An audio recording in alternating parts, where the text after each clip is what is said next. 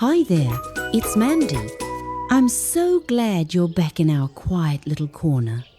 This is the place where every feeling is safe and every story shows us something new. Today's story is about a prickly little hedgehog named Hugo, who was strong, determined, and maybe just a little too proud to ask for help. Let's begin. In the heart of a woodsy glade, where the mushrooms wore caps like umbrellas and the trees whispered secrets to each other, lived a small hedgehog named Hugo. Hugo had the biggest heart and the spikiest back in the whole meadow. He loved to collect shiny thingsacorns, bottle caps, marbles, and buttons. His burrow sparkled like a treasure chest. But there was one thing about Hugo. He really didn't like asking for help. Maybe he thought needing help meant his shiny treasures weren't truly his. Or maybe he just liked proving how strong his little paws could be. "I can do it myself," he'd huff, puffing out his chest and stomping his tiny paw. "Thanks, but no thanks," he'd grumble if someone even offered. Even when his button tower collapsed or when a particularly big apple rolled out of reach, Hugo would struggle and strain rather than call for a friend. One sunny morning, Hugo decided to build the biggest leaf boat the forest had ever seen. It would float across the pond, strong enough to carry his shiny treasures. He gathered sticks, leaves, sap, and twine. "I don't need help," he muttered, balancing way too much on his back. Along the path, he passed Pip the penguin. "Whoa, Hugo, want me to carry a few twigs?" "Nope," said Hugo. "I've got it." Next came Lila the bird. "That sap is super sticky. Want me to fly ahead and start the glue?" "Nope, I'm fine," Hugo replied, nose in the air. Even Benny the bunny popped out of the grass. "You sure you don't want a hop of help?" "Nope," Hugo puffed.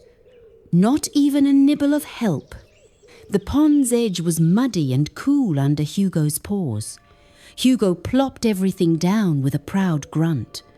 He started building, but the twine hissed as it tangled. The sap plopped like sticky raindrops. The big leaf kept folding in half. "Ugh," Hugo groaned. "I don't need help." But his little paws were getting tired. After what felt like forever, he stepped back, and the boat flopped, tilted, sank. All his hard work melted into pond bubbles. Hugo sat down hard.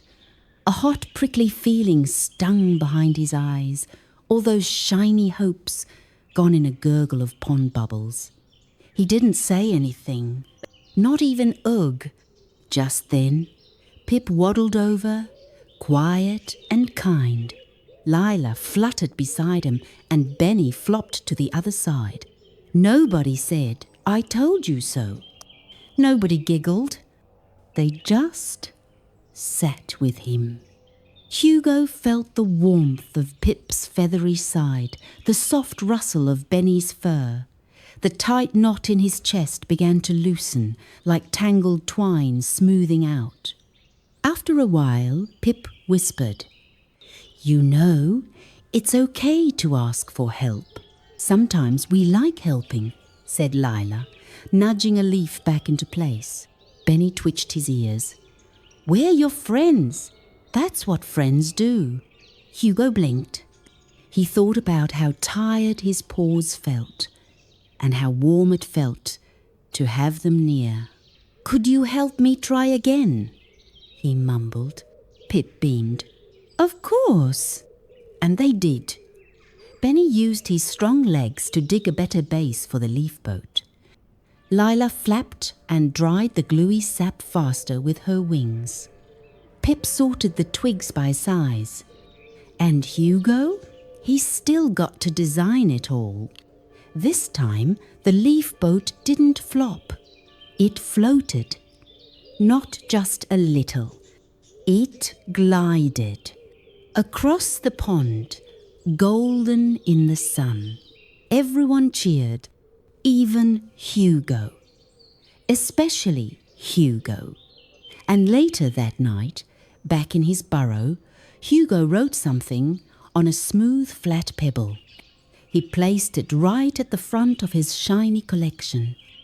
It said, "Asking for help doesn't make me less strong. It lets me grow stronger together." Thanks for listening to today's story. I'm proud of you, just for being here. Come back soon. I'll have another cozy adventure waiting just for you.